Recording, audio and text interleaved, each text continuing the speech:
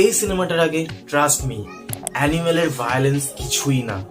সন্দীপ রেড্ডি ভাঙ্গার অ্যানিমেল বহু কন্ট্রোভার্সির মধ্যে দিয়ে গেছে, বাট অ্যানিমেল মুভির কি পয়েন্ট ছিল ওই মুভির ভায়োলেন্স আর অ্যাকশন।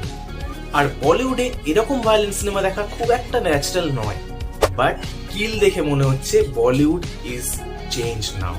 যাদের আইডিয়া নেই কোন মুভি নিয়ে কথা বলছি, তো কালকের করণ জোহরের প্রোডাকশন হাউস থেকে একটা মুভি রিলিজ হয়েছে যার নাম হলো কিল।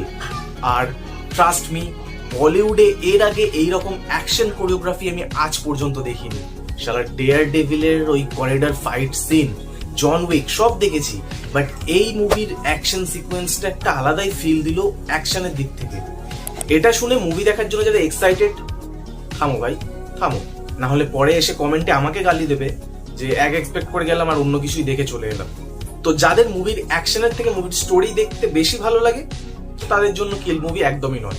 স্টোরি নিয়ে ছোট করে যদি বলি, তো একটা হিরো, একটা হিরোইন, একটাই রাত আর একটা ট্রেনের জার্নি, যেখানে ট্রেনের মধ্যে এসে পড়ে কিছু ডাকাত, তার মধ্যে হিরোইন ডেড, অ্যান্ড তারপর হিরো যেভাবে এক একটা ডাকাতকে মারে সেটা দেখা একটা আলাদাই এক্সপিরিয়েন্স। তো এর থেকে বেশি স্পয়লার না দিয়ে স্টোরি এক্সপ্লেন আমি করতে পারবো না, হলে গিয়েই দেখো। আর তার থেকেও বড় একটা কারণ হলো এইরকম well কোরিওগ্রাফড action sequence pool of করা বলিউডে কেন, ইন্ডিয়ান সিনেমাতে একটা বড় অ্যাচিভমেন্ট, যেটা আমাদের অ্যাপ্রিসিয়েট করা নিশ্চয়ই উচিত। আর যদি পারফরমেন্সের কথা বলি, তো এই মুভি দিয়ে অ্যাক্টর লক্ষ তার প্রথম ডেবিউ করছে। যারা সোনিতে ওরাস দেখেছো তারা নিশ্চয়ই চিনবে, হ্যাঁ এটা সেই অ্যাক্টর। এছাড়াও আছে ডান্সার, কোরিওগ্রাফার, অ্যাক্টর রাঘব জুয়াল অ্যান্ড আশিস বিদ্যার্থী তো আছেনই, আর এটসেট্রা এটসেট্রা। তো এদের মধ্যে লক্ষ্যের পারফরমেন্স ডিসেন্ট আর ভালো লেগেছে, স্ক্রিন প্রেজেন্স ভালো ছিল, বাট রাঘব স্টিলস দ্য শো। আর হ্যাঁ, রাঘবের এই সেন্স থেকে মনে হচ্ছে যে রাঘব অ্যাজ আ অ্যাক্টর ভীষণ আন্ডাররেটেড। ভাই রাঘব যেভাবে এই মুভিতে অ্যান্টাগনিস্ট সাইকো কিলার ক্যারেক্টারটা পুল অফ করেছে না, জাস্ট ফ্যান হয়ে গেছি। আর হ্যাঁ, হিরোইন যার নাম হলো তানিয়া মানিকতলা, এক মিনিট, মানিকতলা, যাকে, তো ওনার পারফরমেন্সও বলিউড অ্যাক্ট্রেসদের মতনই, বাকিটা বুঝে নাও। আর এই মুভির ইউএসপি হলো অ্যাকশন, যেটা ট্রেলার রিলিজের পর থেকে আমাদের তো প্রমিস করছিলই, ভায়োলেন্স প্লাস অ্যাকশন, যেটা এই মুভি আমাকে তো ডেলিভার করেছে। এর থেকে বেস্ট আই থিঙ্ক কিছু হতে পারে না।